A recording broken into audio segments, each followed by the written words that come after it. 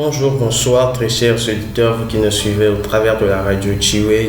C'est votre frère Eric Kamba sur le plateau de l'émission Divine Gospel et toujours dans la même suite de notre enseignement sur l'école d'Apollos. Ce soir, nous allons essayer d'aborder un thème que le Seigneur nous a inspiré, que le Seigneur a déposé dans nos cœurs. Et ce soir, nous allons parler dans la maison du potier. Dans la maison du potier, nous aurons pour texte de base Jérémie chapitre 18 à partir du verset 1er et 2 Timothée chapitre 2 à partir du verset 20. Et je m'en vais déjà lire le premier texte, Jérémie chapitre 18 à partir du verset 1er. La Bible déclare ceci: l'Éternel parla à Jérémie en ces termes: Va, rends-toi chez les potiers, et là je te ferai entendre ma parole. Je me rendis donc chez les potiers qui étaient en train de travailler sur son tour. Mais les récipients qu'il façonnait avec l'argile ne furent pas réussis. Alors le potier en refit un autre, comme il les jugea bon. Là-dessus, l'Éternel me parla en ces termes: Ô peuple d'Israël, ne puis-je pas agir à votre égard comme a fait ce potier? Demande l'Éternel. Vous êtes entre mes mains comme l'argile entre les mains du potier, communauté d'Israël. Je m'arrête là et on lit notre deuxième texte dans 2 Timothée chapitre 2 à partir du verset 20. Dans une grande maison, il n'y a pas simplement de vases d'or et d'argent. Il y en a aussi en bois et en terre cuite. Les premières sont réservées aux grandes occasions. J'aimerais que, ensemble avec moi, que vous puissiez souligner grandes occasions. Les autres sont destinés à l'usage courant. Soulignez avec moi usage courant. Eh bien, si quelqu'un s'égare pur de tout ce dont j'ai parlé, il sera un vase destiné à un noble visage, purifié, utile à son propriétaire, disponible pour toutes sortes de bonnes œuvres. Le verset 22. Fouille les passions de la jeunesse qui peuvent assévir un jeune homme. Fais tous tes efforts pour cultiver la foi, l'amour, la paix avec tous ceux qui font appel au Seigneur d'un cœur pur. Je m'arrête là. Ce soir, comme je l'ai dit, nous allons essayer de parler dans la maison du potier. Nous allons essayer de parler dans la maison du potier.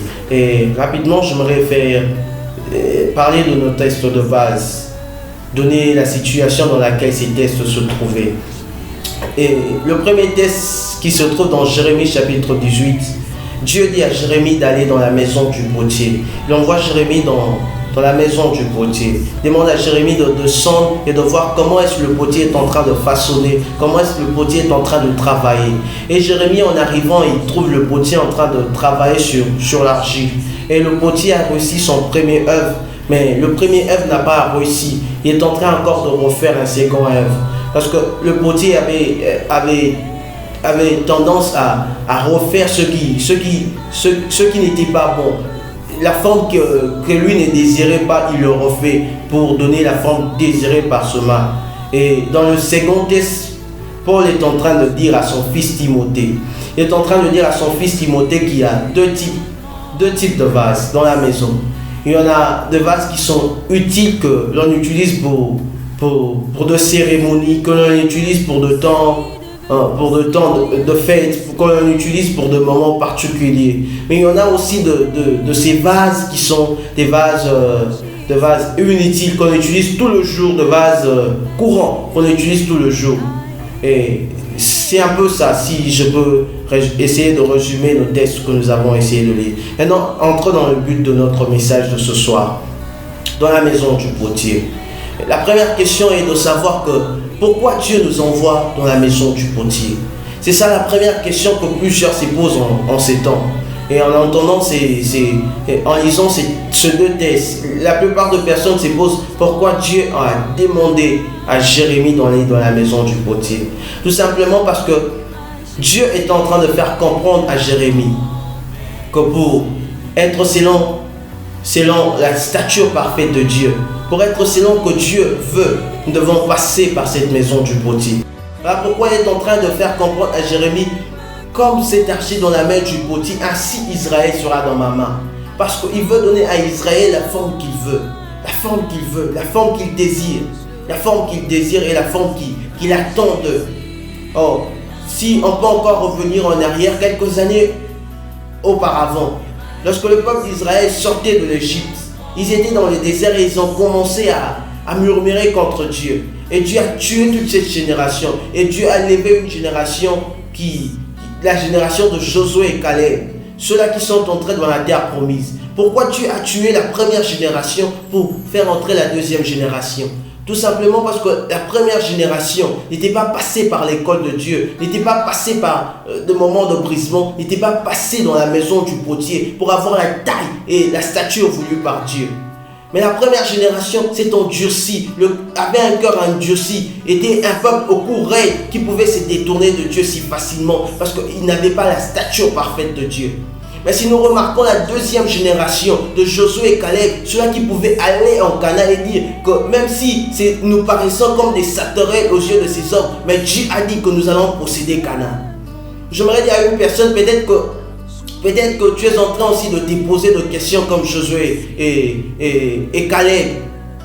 Tu es en train de te poser des questions, mais j'aimerais te rassurer que ce que Dieu t'a promis, il te donnera. C'était simplement une parenthèse que j'ouvre. Je rentre rapidement dans le but de mon sujet.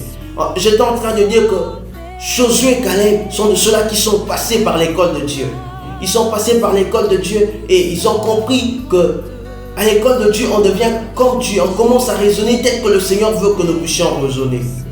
Tel que le Seigneur s'attend à ce que nous puissions raisonner. Voilà pourquoi lorsque tout le monde pouvait penser que Israël était comme des sauterelles, lorsque eux regardaient, ils se disaient que certainement Dieu ne fera posséder la terre qu'il nous a promise.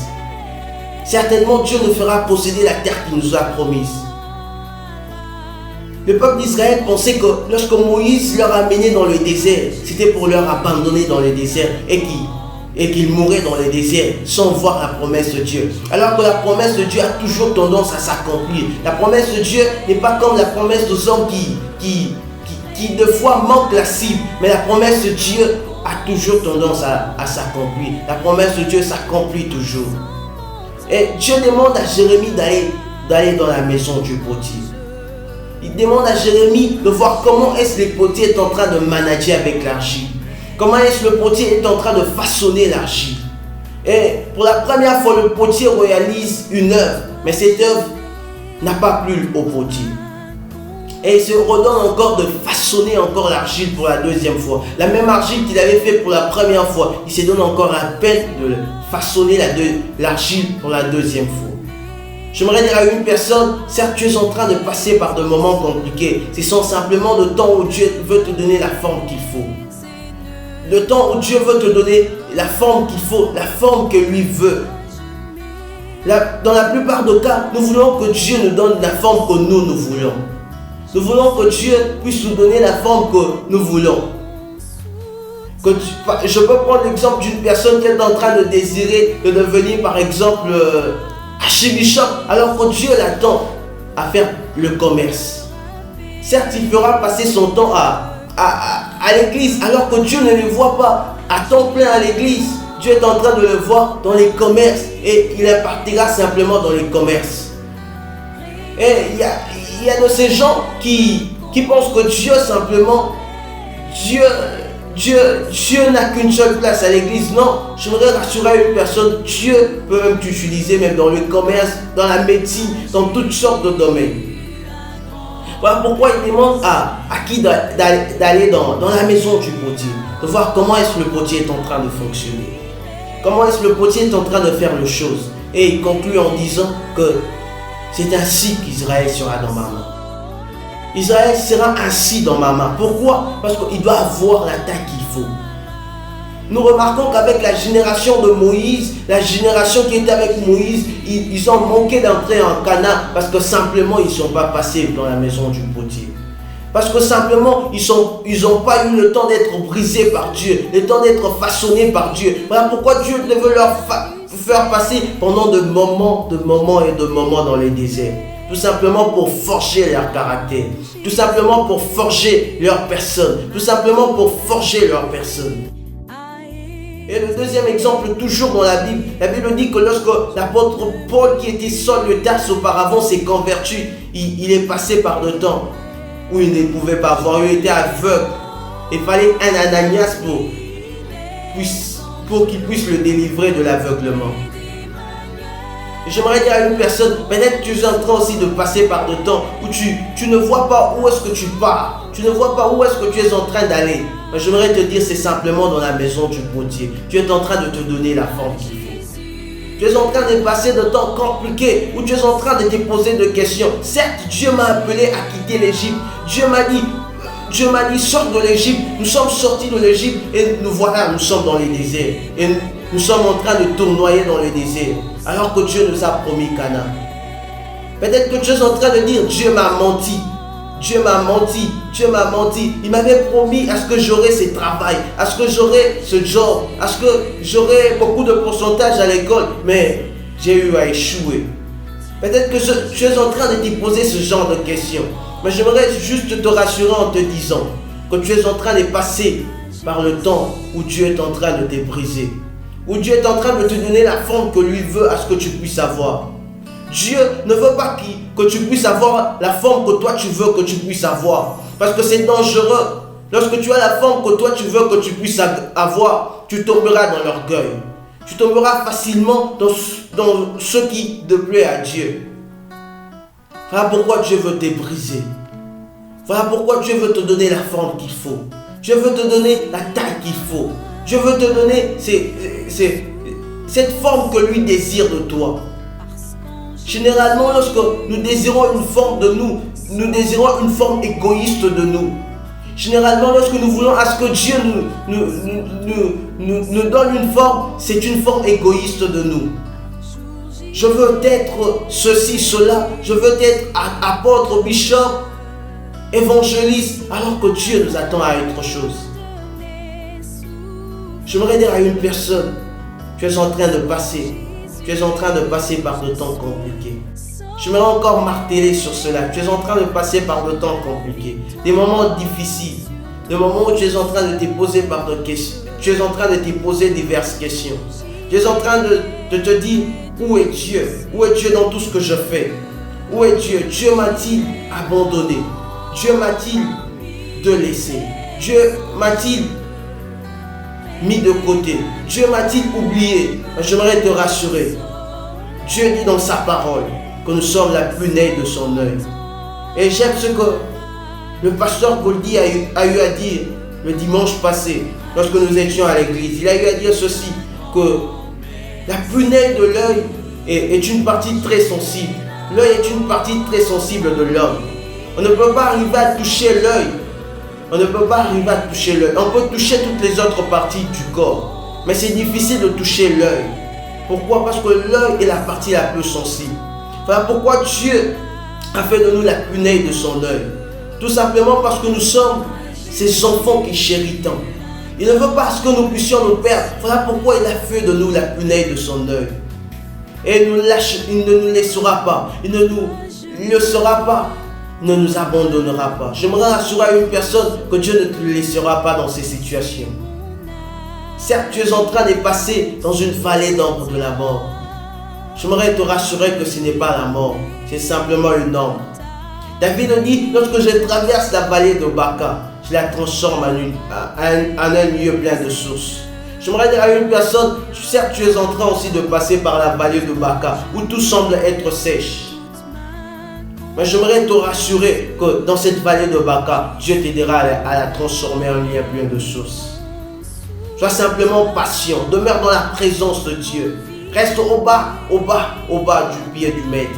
C'est alors que tu pourras surmonter. C'est alors que tu pourras surmonter. Tu es en train de passer par de temps de prison. C'est le temps de Dieu. C'est le temps de Dieu où Dieu veut t'introduire quelque part. Où Dieu veut t'introduire quelque part. Où Dieu veut t'introduire quelque part. La Bible dit que lorsque Shadrach, Meshach et Abednego, les trois compagnons, les trois amis de Daniel, alors qu'ils étaient à Babylone, là, a survenu une épreuve que je peux appeler autrement de temps de préparation, que je peux appeler autrement des temps où Dieu est en train de les former, le moment de brisement. Et alors que le roi Nabuchodonosor était en train de demander à ce que tout le peuple puisse l'adorer, les 3 compagnons de Daniel ont eu à résister contre cette proposition. Et cela a eu à créer dans le cœur du roi quelque chose de mauvais. Et le roi a ordonné à ce qu'ils puissent être jetés dans la fournaise. Et lorsqu'ils étaient jetés dans la fournaise, le gens qui l'ont jeté dans la fournaise, et même ont eu à mourir en le jetant dans la fournaise. Parce que la fournaise était chauffée cette fois plus que d'habitude.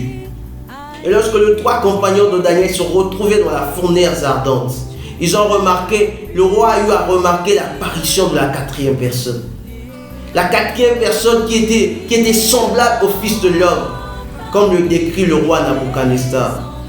J'aimerais dire à une personne, dans ta fournaise, il y a une 4e personne. Ce que j'aime encore de plus dans ces passages, la Bible dit que lorsque les 3 compagnons de Daniel ont eu à sortir de la fournaise, la 4e personne n'est pas sortie de la fournaise. La 4e personne est restée dans la fournaise pour dire, lorsque tu passeras par de temps de brisement, il sera toujours présent avec toi dans ces moments de brisement. Lorsque tu passeras par de temps difficiles, il sera toujours présent avec toi dans ce moment difficile. Je vois encore Daniel dans la fosse aux lions. Certes, il y avait des lions tout autour de lui. Mais ce que le roi avait oublié, que la personne de Daniel était un serviteur de Dieu. Daniel était un serviteur qui craignait Dieu. Le roi a eu à mettre Daniel dans la fosse aux lions. C'est qu'il oubliait que Daniel avait en lui, il croyait en celui qui est le lion de la tribu de Juda. C'est le lion que la tribu de Juda, il est plus haut et il est plus fort que le lion naturel. Voilà pourquoi le lion ne pouvait rien faire à Daniel, tout simplement parce qu'il avait cru en celui qui est le lion de la tribu de Juda. J'aimerais dire à une personne, peut-être que toi, ta situation est pareille et similaire à ces 2 exemples que j'ai eu à donner. J'aimerais te rassurer que dans toutes les épreuves que tu es en train de passer, dans tout le temps que tu es en train de passer, le moment de brisement que tu es en train de passer, Dieu est avec toi. Dieu est avec toi. Dieu ne t'a pas laissé. Dieu ne t'a pas abandonné. Je vois encore une personne comme Job. Alors que Satan a dit à Dieu, si je peux simplement toucher ses avoirs, cette personne taillera. Cette personne te maudira et il mourra. Mais j'aime ce que Job a eu à faire. Même lorsqu'il manquait de tout, la femme de Job a eu à dire à Job, maudit Dieu et meurt. Mais j'aime la réponse de Job. Mon Rédempteur est vivant. Il se lèvera en dernier. Il se lèvera en dernier. Oh, j'aimerais dire à une personne que Dieu est vivant. Dieu est vivant. S'il te fait passer par de temps d'épreuves, par des moments de brisement, c'est pour te former. Ce n'est pas pour te faire du mal qui t'est fait passer par ce temps. Ce n'est pas pour te tuer qui t'est fait passer par ce temps. Oh, j'aimerais faire conscientiser quelqu'un que le temps de brisement est important dans la vie du chrétien. Que le temps où Dieu te brise, Dieu te donne la forme qu'il faut est important dans la vie du chrétien. Voilà pourquoi il t'est fait passer par ce temps. Voilà pourquoi il t'est fait passer par ce temps pour te donner la forme qu'il faut. Je vois encore un David qui, poursuivi par Saoul, est en train de fuir dans des cavernes. En train de fuir dans les cavernes. Oh, mais il pouvait encore se dire, il pouvait encore compter à Dieu qu'il a donné la promesse de devenir roi. Il pouvait encore compter à Dieu qu'il a donné la promesse de devenir roi. Parce que Dieu ne l'avait jamais abandonné. Parce que Dieu ne l'avait jamais abandonné. Peut-être que toi aussi tu es poursuivi dans un domaine quelconque. Peut-être que tu es en train de recevoir la pression dans ton travail. Dans ton milieu de travail, tu es en train de recevoir la pression de ton patron. Peut-être que pour toi, tu es en train de recevoir la pression de ton patron, te disant, entre dans notre loge. Oh, mais j'aimerais te rassurer que Dieu est avec toi, n'entre pas. J'aimerais te rassurer que Dieu est avec toi. Ne lâche pas. Peut-être que toi, ta situation est compliquée. Tu es en train de passer par des moments compliqués, des situations financières compliquées. Mais j'aimerais te rassurer que Dieu est celui qui pourvoit. Dieu est celui qui pourvoit. Voilà pourquoi Job a eu à dire que mon Rédempteur se lèvera même le dernier. Mon Rédempteur se lèvera le dernier. Ce que j'aime, lorsque Dieu se lève en dernier, c'est pour conclure. Lorsque Dieu se lève en dernier, c'est pour conclure. Personne ne peut dire le dernier mot si Dieu ne l'a pas dit. Le dernier mot revient à Dieu. Le dernier mot ne revient pas à quelqu'un que ce soit. Le dernier mot ne revient pas à ton patron. Le dernier mot ne revient pas à ton père ni à ta mère que tu aimes tant. Mais le dernier mot revient à Dieu. Le dernier mot revient à celui qui t'a créé. Le dernier mot revient à celui qui t'a façonné, à celui qui t'a créé. Si tu es fait passer dans la maison du potier, c'est parce qu'il est en train de poursuivre un but. C'est parce qu'il est en train de poursuivre un objectif. Celui de te faire à sa façon. Celui de te faire à sa manière. Dieu veut te façonner à sa manière, à sa façon. Te donner la forme qu'il faut. Te donner la forme qu'il faut. Tous nous savons que dans la vie chrétienne, nous devons arriver à cette étape de ressembler à Christ. Nous devons arriver à cette étape d'être comme Christ. Mais nous ne pouvons pas arriver à cette étape d'être comme Christ si nous ne sommes pas passés par le brisement. Si nous ne sommes pas passés par le brisement. Je vois un homme comme l'apôtre Paul qui était focalisé dans le judaïsme, qui persécutait le chrétien, qui s'est donné plaisir à tuer le disciple. Mais lorsqu'il rencontra Jésus dans Actes chapitre 9, la Bible dit qu'il est tombé de son cheval.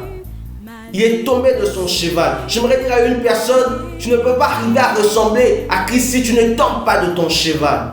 Tu ne peux pas être serviteur de Dieu si tu ne tombes pas de ton cheval. Tu ne peux pas arriver à ressembler à Christ, à être comme Christ si tu ne tombes pas de ton cheval.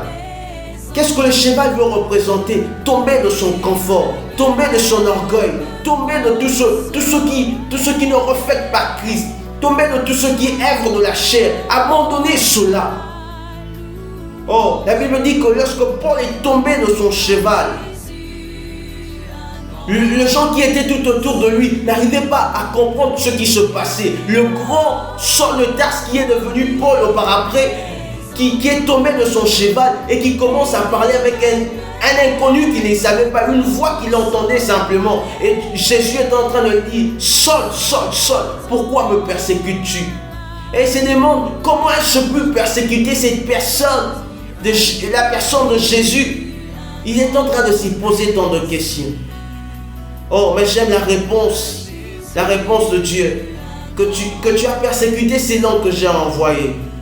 Oh, j'aimerais dire à une personne, peut-être que tu es en train de passer par de temps difficiles.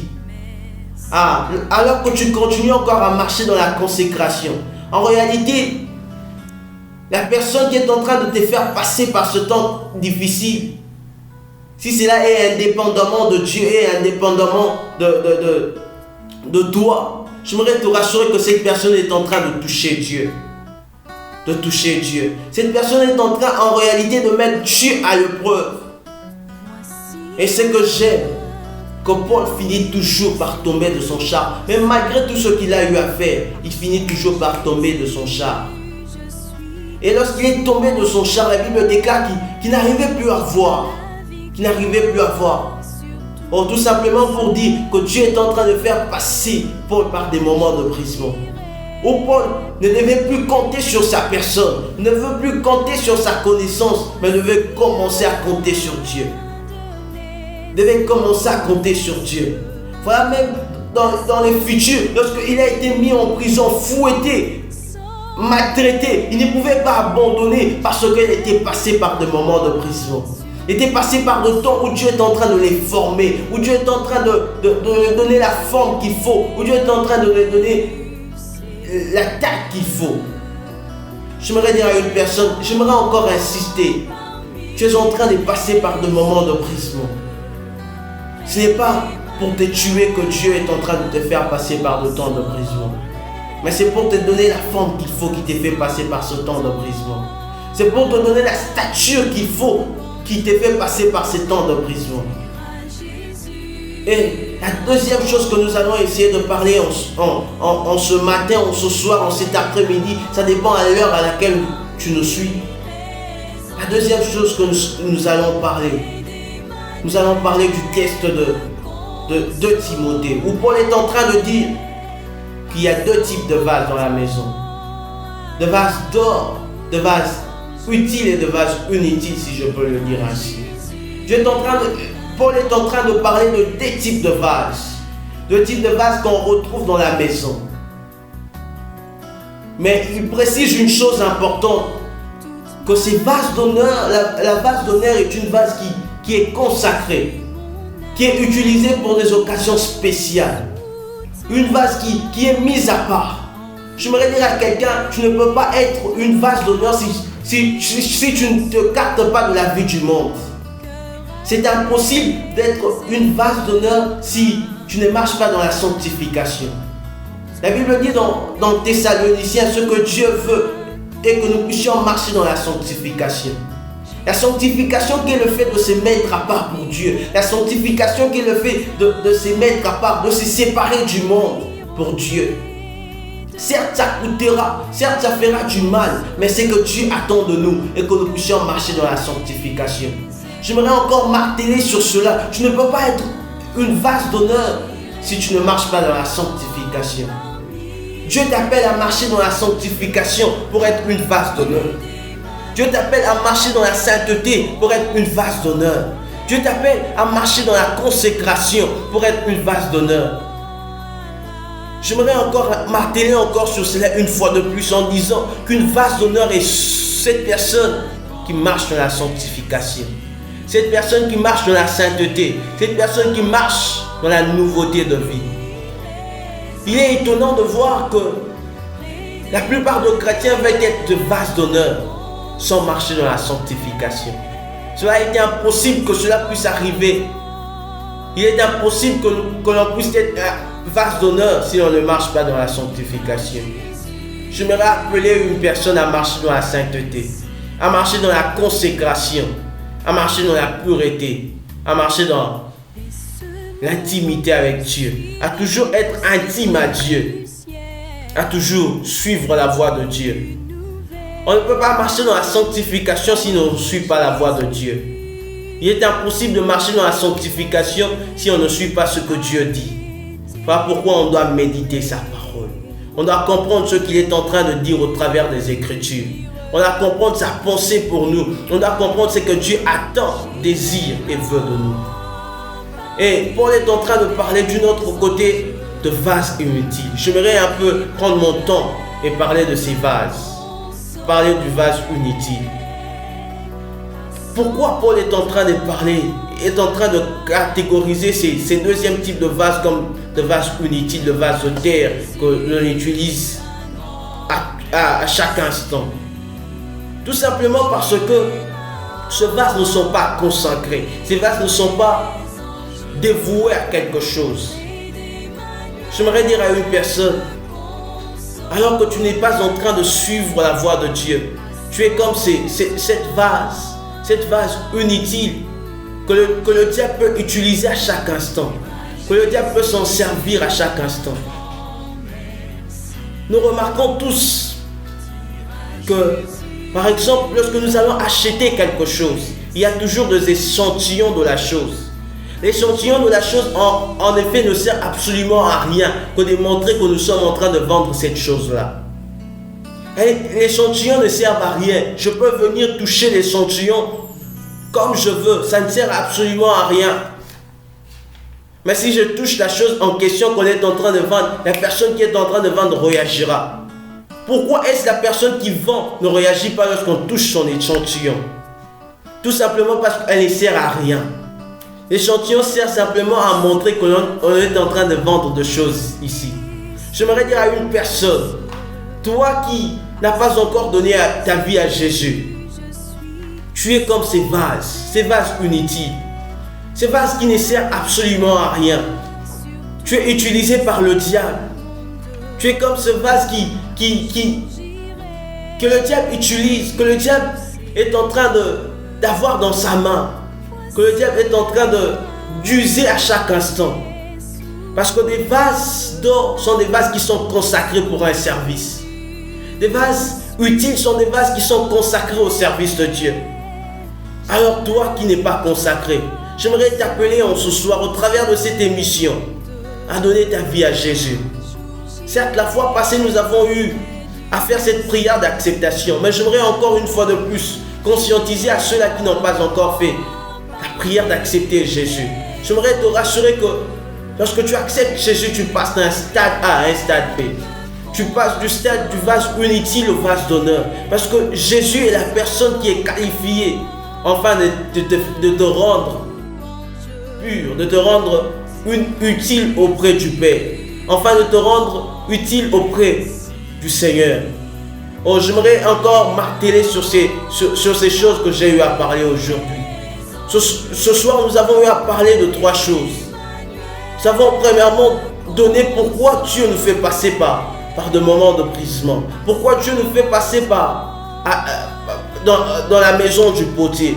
Premièrement, nous avons parlé de cela. Et nous avons essayé un peu de toucher quelques points. Nous avons essayé un peu de parler de quelques personnes dans la Bible qui ont eu à passer par de temps de brisement. Qui ont eu à passer par de temps de brisement. Et Dieu était toujours avec eux. Et Dieu ne les a pas abandonnés. Et la deuxième chose que nous avons eu à parler, nous avons eu à parler de vases d'honneur.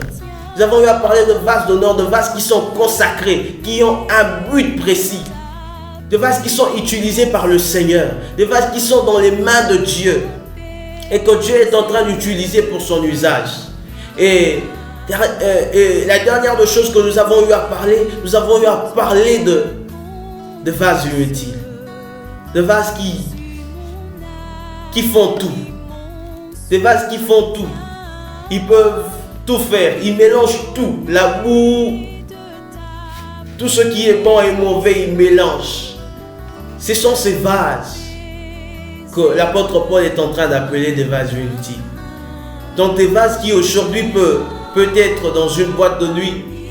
Demain, s'il est à la chorale, il va chanter à la chorale. Et le lendemain, il fait quelque chose de mauvais. Le lendemain, il est à l'église. C'est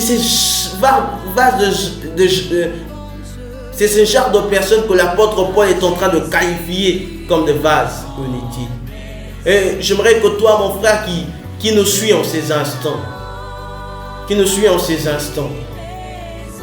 qui est en train de nous suivre au travers de la radio Jiwe, j'aimerais encore te dire, si Jésus revenait maintenant, où passeras-tu ton éternité? Où est-ce que tu passeras ton éternité? Certes, nous sommes en train de poursuivre un but pendant cette école d'Apollos, celui de faire prendre conscience à une personne que pour être de vase utile, nous devons passer par des brisements. Même l'or, pour avoir la pureté, il doit passer au travers du feu. Tout simplement parce que l'impureté de l'or n'est enlevée que lorsque l'or est dans un grand feu. J'aimerais dire à une personne, tu es en train de nous suivre maintenant. Si Jésus revenait, où est-ce que tu passeras ton éternité? Où est-ce que tu passeras le reste de temps? Parce que c'est la plus grande chose. C'est la plus grande chose. Tu peux servir Dieu sur terre, mais rater l'éternité.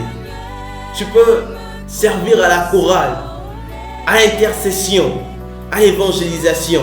Mais lorsque Jésus revient, il te dit, je ne te connais pas. Lorsque Jésus revient, il te met de côté.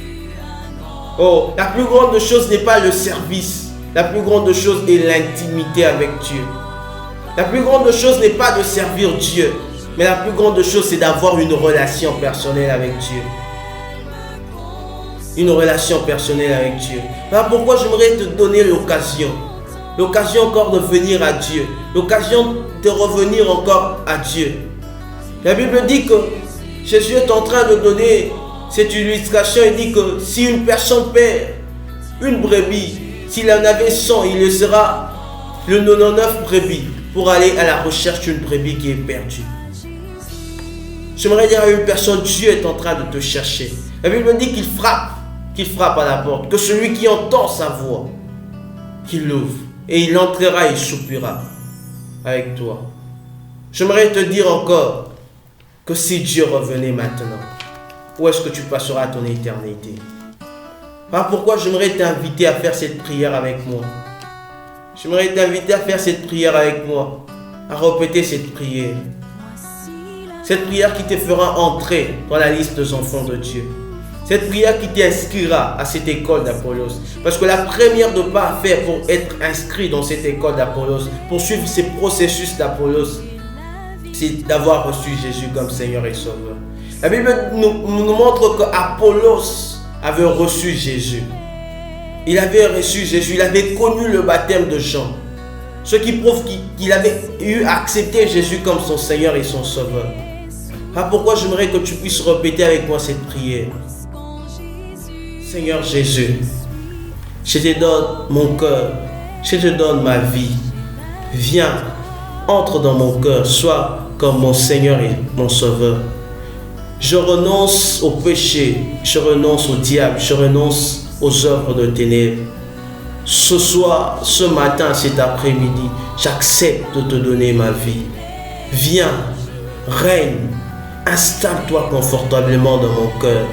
J'ai dit non au péché, non à toute chose qui m'éloignait de toi.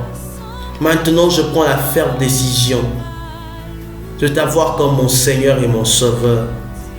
D'être toujours à tes côtés, de marcher avec toi, de vivre en nouveauté de vie. J'aimerais prier avec toi qui a eu à répéter cette prière. J'aimerais prier pour toi, toi qui as eu à répéter cette prière. Seigneur, vois tes enfants qui sont revenus dans ta maison. Seigneur, tu dis que tu ne rejettes pas celui qui revient à toi. La Bible dit, tu dis encore dans ta parole que tu uses de patience afin que tous puissent arriver à la repentance. Seigneur, je prie pour cette personne, je prie pour cet homme, pour cette femme qui a eu à t'accepter comme Seigneur et Sauveur. Aide cette personne à marcher dans la nouveauté de vie. Aide cette personne à marcher dans la consécration, à marcher dans la pureté. Père, je sais que c'est difficile et compliqué dans ces temps de la fin. Mais je prie que tu puisses fortifier toutes ces personnes. Que tu puisses donner la confiance, que tu puisses donner la sérénité à toutes ces personnes, afin de marcher dans la nouveauté de vie. Que l'honneur et la gloire puissent te revenir au nom de Jésus. Amen. J'aimerais encore dire à une personne, toi qui est en train de passer par de temps de brisement, certes ça fait mal, tu es en train de te donner de coups de burin. Dans la maison du potier, il y a de marteaux, il y a toutes sortes d'instruments que le potier est en train de recevoir. Mais j'aimerais te rassurer que Dieu est là. Tu es là. C'est pourquoi j'aimerais prier avec toi. Pour que Dieu puisse te fortifier. Pour que Dieu puisse te donner la force de continuer. Pour que Dieu puisse te donner la force de tenir encore. J'aimerais que tu puisses incliner avec moi ta tête. Et prions ensemble. Seigneur, je prie pour toutes ces personnes qui passent par des moments de brisement. Certes, ils sont dans un temps compliqué, mais c'est toi qui as permis ces temps au Père, afin de leur enseigner quelque chose, afin de leur enseigner qu'ils doivent être soumis à tes pieds, afin de leur enseigner qu'ils doivent être à tes pieds, afin de leur enseigner qu'ils doivent toujours demeurer au bas de la croix. Père, alors que tu as permis que ces circonstances puissent arriver, Père, tu es aussi celui-là qui leur permettra de s'en sortir. Père, je suis en train de prier pour ceux-là qui commençaient déjà à se décourager. Père, que tu puisses encore fortifier ce gens, redonner encore de l'espoir à ce gens. Père, je prie pour toutes ces personnes, que tu puisses leur fortifier. Ne leur laisse pas, Seigneur Jésus. Je prie que tu puisses être toujours avec eux, que tu puisses leur montrer la voie, que tu puisses leur montrer le chemin. Seigneur, c'est difficile, c'est compliqué. De temps difficiles, de temps compliqués. Mais je prie que tu puisses être celui qui est toujours à leur côté. Enfin qu'ils puissent toujours dire que mon Rédempteur est vivant. Même si je ne vois rien maintenant, mais je sais que mon Rédempteur est vivant. Enfin que lorsque tu leur délivreras de cette situation, qu'ils puissent crier Ebenezer, qu'ils puissent dire Dieu m'a secouru. Enfin que lorsque cette situation de brisement passera, qu'ils puissent dire Dieu m'a enseigné quelque chose et je ne le saurai jamais l'abandonner. Est-ce que toute l'honneur et la gloire te reviennent? Au nom de Jésus, nous avons ainsi prié. Amen. Merci pour vous qui nous avez suivis.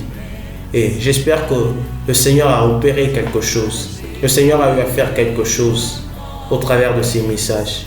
Et si vous avez un témoignage à donner de ce que le Seigneur a eu à faire, de ce que le Seigneur a eu à opérer, j'aimerais que vous puissiez nous joindre par ces numéros, par ces deux numéros que je vais donner. Plus 91 96 32 084 276 ou le plus 91 91 488 69 850. Si Dieu a fait quelque chose dans votre vie, si vous avez été édifié par son message, ne manquez pas de nous écrire, ne manquez pas de nous appeler et la gloire lui sera rendue encore davantage. Et plus rapidement, j'aimerais prier pour toutes ces personnes qui passent par de temps difficiles. Certes, ce n'est pas le brisement de Dieu. De temps difficiles, qui ne sont pas les brisements de Dieu, mais des temps difficiles que le diable a voulu à ce que vous puissiez passer. De temps difficiles organisés par le diable, de temps de souffrance. J'aimerais prier rapidement pour ces personnes, comme je le sens dans mon cœur. J'aimerais prier pour toutes ces personnes-là, puis on va se séparer. Seigneur, je prie pour toutes ces personnes qui sont en train de passer par des moments difficiles, des moments que le diable leur a placés afin qu'ils puissent perdre leur foi. Père, je prie pour toutes ces personnes, fortifie-leur, garde-leur, Seigneur, dans tes voies. Oh Dieu, vois toutes ces oppressions que le diable est en train de faire sur ton peuple. Vois l'oppression que le diable est en train de faire sur ton enfant, sur ta fille. Oh Père, fortifie-le, Seigneur. Afin que le ruse du diable, Seigneur, ne puisse pas leur atteindre. Afin que le diable ne puisse pas être vainqueur sur eux, mais que, Seigneur, qu'il puisse triompher sur le diable. Père, je te bénis car tu le fais. Je te bénis car tu le fais. Que toute l'honneur et la gloire te reviennent. Que toute l'honneur et la gloire te reviennent. C'était cela notre mission de ce jour. C'était cela notre petit message que le Seigneur avait déposé dans nos cœurs, que le Seigneur a permis à ce que nous puissions partager avec vous. Et je pense que prochainement, nous allons nous retrouver encore, toujours sur la même chaîne, toujours sur la même fréquence, la radio Joël. Et vous ne manquerez pas d'être bénis. Merci et prochainement.